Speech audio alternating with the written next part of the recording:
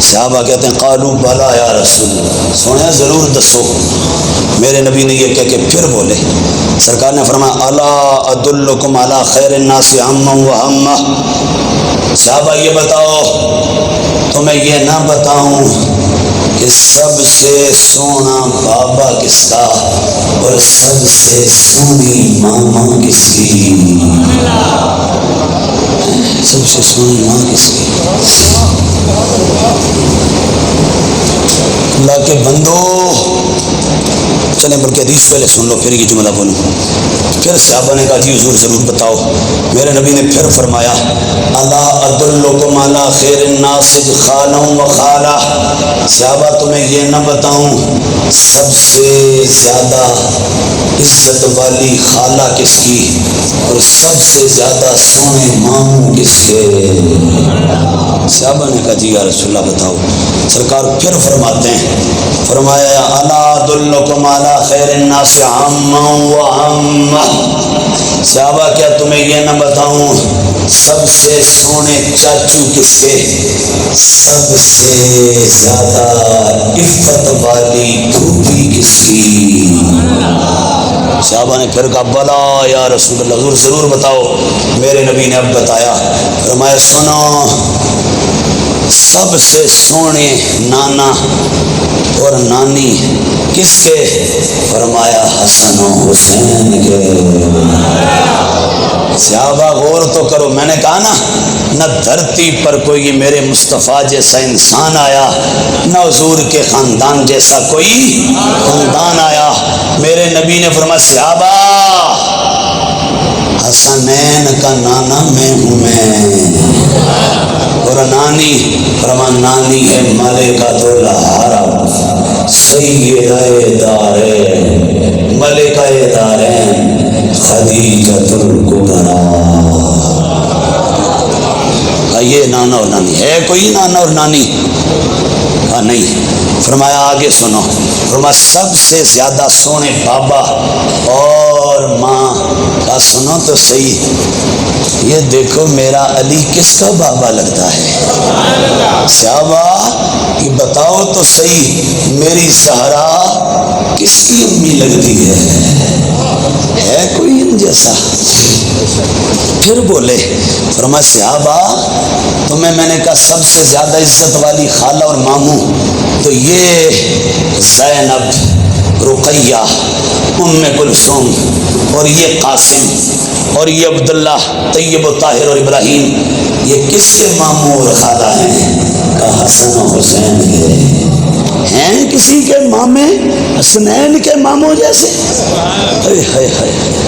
ہے کسی کے دھرتی پر ایسا ماما؟ ہے کسی کا ماما ایسا تو دکھاؤ۔ ہے کسی کے ماموں حضرت قاسم جیسے؟ ہے جناب حضرت عبداللہ جیسے؟ ہیں جناب ابراہیم جیسے؟ ہیں سیدہ زینب، رقیہ اور ام کلثوم جیسی کسی کی خالہ ہے؟ پھر فرمایا آگے چلو، فرمایا ہے کسی کا چچا حسنین کے چاچے جعفر جیسا جو جنت میں یاقوتی پروں کے ساتھ اڑ رہا ہے؟ آگے فرمایا ہے کسی کی پھوپھی ام ہانی جیسی؟ کون؟ ام ہانی جیسی؟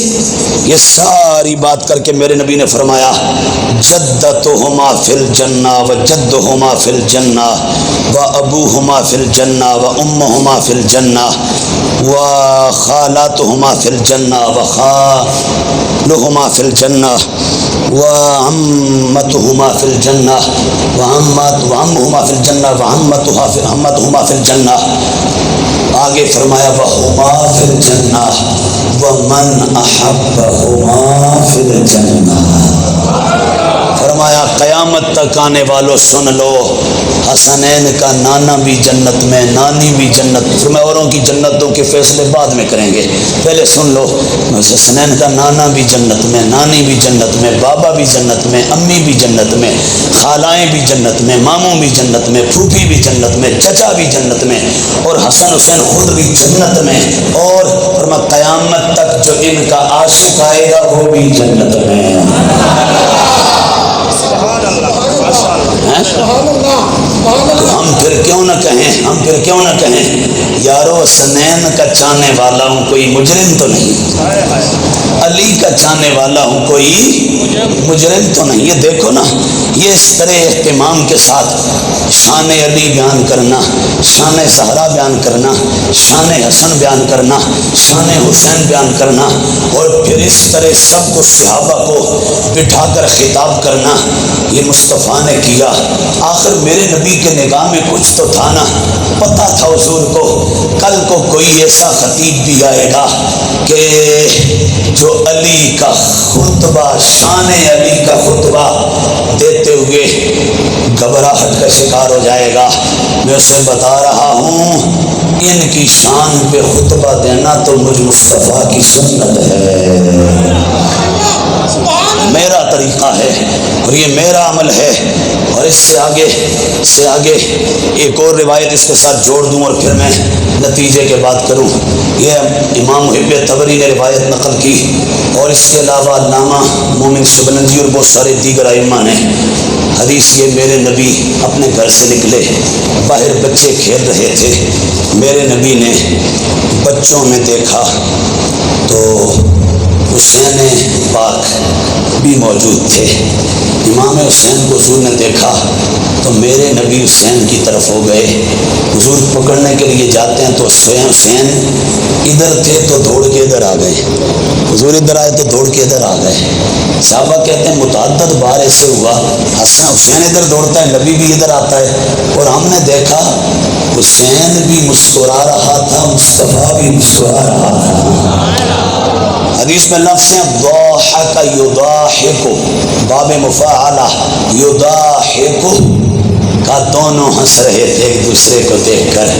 اب اس جملے کو بھی ساتھ جوڑ لو، او اللہ کے بندو، پنجتن حسن پاک، حسین پاک، زہرا پاک، علی پاک، نبی کا سارا گھرانہ پاک، ان کا ذکر کرنا، شان بولنا بھی نبی کی سنت، اور سن کے مسکرا دینا، خوش ہو جانا، یہ بھی زہرا کے بابا کی سنت ہے. یہ میرے مصطفیٰ کریم حضور تاجدار کائنات صلی اللہ تعالیٰ علیہ وآلہ وسلم آپ کا طریقہ کار ہے، اور میرے آقا و مولا رحمت عالم صلی اللہ علیہ وآلہ وسلم کی سنت ہے. اور اسی طرح پھر آپ آگے چلیں.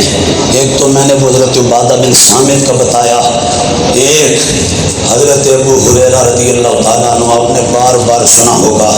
حضرت ابو ہریرہ، جناب عمر فاروق، مولا عثمان غنی، حضرت جناب عبداللہ بن عمر، عبداللہ بن عباس، حضرت عباس، حضرت طلحہ، اور اس کے علاوہ بہت سارے صحابہ کے واقعات حدیث میرے ذہن میں ہیں. صحابہ کرام جب مولا علی کو دیکھتے نا، حسن پاک کو، حسین پاک کو دیکھتے تو صحابہ یہ پیدل چل رہے ہوتے تو صحابہ ان کے پیچھے پیچھے چلنا شروع کر دیتے ہیں، اور اگر یہ سواری پر ہوتے تو صحابہ ان کی سواریوں کی لگام پکڑ لیتے.